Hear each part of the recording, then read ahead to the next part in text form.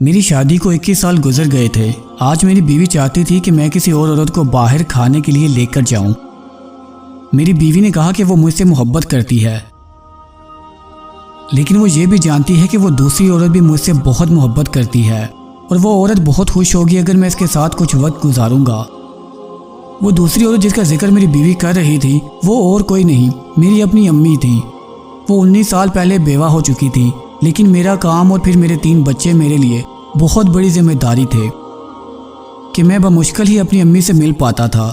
اس رات میں نے اپنی امی کو کال کی اور انہیں کھانے کے لیے مدعو کیا۔ انہوں نے مجھ سے پوچھا کہ میں ٹھیک تو ہوں، کیونکہ آج سے پہلے میں نے کبھی ان کے لیے شاید ایسے وقت نہ نکالا تھا۔ میں نے انہیں بتایا کہ میں ان کے ساتھ کچھ وقت گزارنا چاہتا ہوں۔ وہ یہ سن کر بہت خوش ہوئی، کیونکہ اتنے سال بعد انہیں اپنے بیٹے کے ساتھ وقت گزارنے کا موقع ملا تھا۔ جمعے کے دن آفس سے فارغ ہو کر میں انہیں لینے کے لیے پہنچا۔ میں کچھ گھبرا رہا تھا، کیونکہ کچھ بھی ہو اتنے سال بعد اپنی امی سے ملنے میں بھی مجھے ہچکچاہٹ محسوس ہو رہی تھی۔ جب میں پہنچا تو میری امی میرا انتظار کر رہی تھی۔ وہ مجھے دیکھ کر مسکرانے لگی۔ انہوں نے مجھے بتایا کہ انہوں نے اپنی سب دوستوں کو بتایا ہے کہ آج ان کا بیٹا صرف ان کے لیے وقت نکال کر انہیں کھانے پر لے جا رہا ہے۔ یہ سن کر ان کی سب دوستیں بہت متاثر ہوئیں۔ ہم ایک ریسٹورنٹ پہنچے، وہاں کا ماحول بہت اچھا اور خوشگوار تھا۔ بیٹھنے کے بعد مجھے مینیو پڑھنا تھا، کیونکہ اب امی تو صرف وہی لفظ پڑھ پا رہی تھی جو بڑے حروف میں تھے۔ میں نے جب امی کی طرف دیکھا تو وہ مجھے ہی دیکھ رہی تھیں۔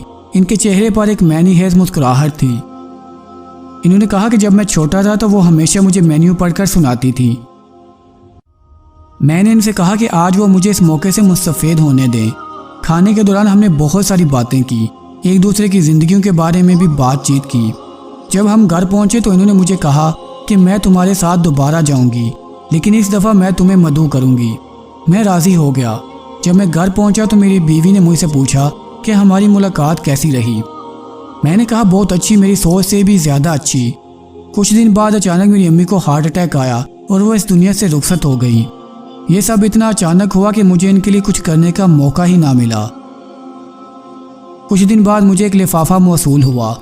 اس میں اسی ریسٹورنٹ کی رسید کی کاپی تھی، ساتھ ہی ایک خط بھی تھا جس میں لکھا تھا کہ میں نے ایڈوانس میں یہاں کا بل جمع کروا دیا ہے۔ مجھے پتہ نہیں کہ میں وہاں ہوں گی یا نہیں، لیکن پھر بھی میں نے 2 لوگوں کے لیے جمع کروایا ہے، ایک تمہارے لیے اور ایک تمہاری بیوی کے لیے۔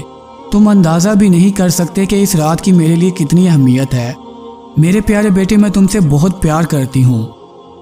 اس وقت مجھے اندازہ ہوا کہ وقت پر پیار کا اظہار کرنا کتنا ضروری ہے، اور خاص کر اپنی فیملی کو وقت دینا جس کے وہ حقدار ہیں۔ زندگی میں فیملی سے زیادہ ضروری کچھ بھی نہیں ہے۔ میری اب تمام دوستوں سے نصیحت ہے کہ اپنی فیملی کو وقت دیں، کیونکہ اس وقت کو پھر کبھی کے انتظار میں نہیں چھوڑا جا سکتا، کیونکہ پھر کبھی شاید وہ وقت تو ہو پر وہ نہ ہو جسے اس وقت کی ضرورت تھی۔ ویڈیو اچھی لگی ہو تو لائک کر دیں، چینل کو سبسکرائب کر دیں اور ساتھ بنے بیل آئیکن کو پریس کر دیں۔